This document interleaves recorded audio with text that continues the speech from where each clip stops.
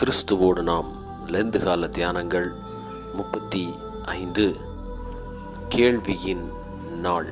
வேதம் மத்தேயு 22 அதிகாரம். தியானம்.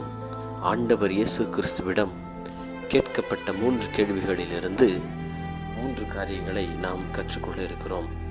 முதலாவதாக, தேவனுடையவைகள் தேவனுக்கே. இரண்டாவதாக, உயிர்த்தெழுதலில் மறுரூபம்.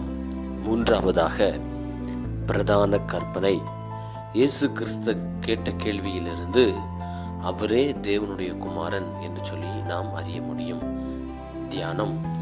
முதலாவதாக, ஆண்டவர் இயேசு கிறிஸ்துவிடம் கேட்கப்பட்ட கேள்வி, வரி செலுத்துவது நியாயமோ இல்லையோ என்று சொல்லி. அப்பொழுது அவர், ராயனுடையதை ராயனுக்கும் தேவனுடையதை தேவனுக்கும் செலுத்துங்கள் என்று சொல்லி கூறுகிறார். இன்று நாம் அநேக நேரங்களில் உலகத்திற்குரிய காரியங்களில் உலகத்திற்காக நாம் வாழ்கிறோம். ஆனால் ஆண்டவருக்காக நாம் செலவிட வேண்டிய நேரங்களில் ஆண்டவருக்காக செலவிடுகிறோமா, ஆண்டவருக்கு கொடுக்கிறோமா என்று சொல்லி நாம் யோசித்து பார்க்கிறோம். இந்த மேன்மை எல்லாவற்றையும் துறந்து, தன்னுடைய பரலோகத்தில் இருந்த எல்லா காரியங்களையும் துறந்து நமக்காக வந்த ஆண்டவருக்கு நாம் எதை கொடுக்கிறோம்? தேவனுடைய எதை தேவனுக்கு கொடுக்க வேண்டும்.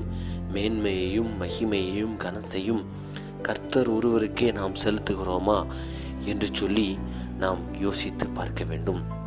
இரண்டாவதாக, உயிர்த்தெழுதல் இல்லை என்று சாதிக்கிற சதுசேயர் அவரிடம் கேள்விகள் கேட்டார்கள்.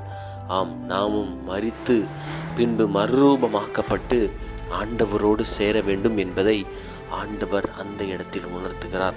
நம்முடைய உலக ஜீவியம் நம்முடைய மரணத்திற்கு பின்பு நம்மை மறுரூபமாக்கி பரலோகத்திற்கு கொண்டு சேர்க்குமா என்று சொல்லி நாம் சற்றே இந்த நாளிலும் சிந்தித்து பார்க்க வேண்டும். அவர்கள் கேட்ட கேள்வி நாம் கேட்கின்ற கேள்வி போன்றது. ஆனால் அந்த கேள்விக்கு பதில் உள்ளவர்களாய் நாம் வாழ்கிறோமா? ஆண்டவரை சந்திப்பதற்கு, மறுரூபமாக்கப்படுவதற்கு, நம்மை நாமே நிதானித்து சரி செய்வதற்கு கிடைத்திருக்கிற இந்த கிருபையின் நாட்களை நாம் பயன்படுத்தி கொள்ள வேண்டும்.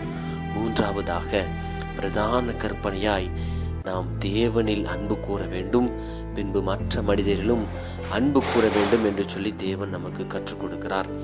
நாம் அப்படி அன்பு கூறுகிறோமா, அல்லது கோபம் கொள்கிறோமா, பொறாமையால் நிறைந்திருக்கிறோமா, பொருளாசையால் நிறைந்திருக்கிறோமா என்று சொல்லி நம்மை நாமே யோசித்து பார்ப்போம். மூர்க்கம் இருக்கிறதா, உக்கிரம் இருக்கிறதா, ஆணவம் இருக்கிறதா, இச்சைகள் இருக்கிறதா? யோசித்து பார்ப்போம்.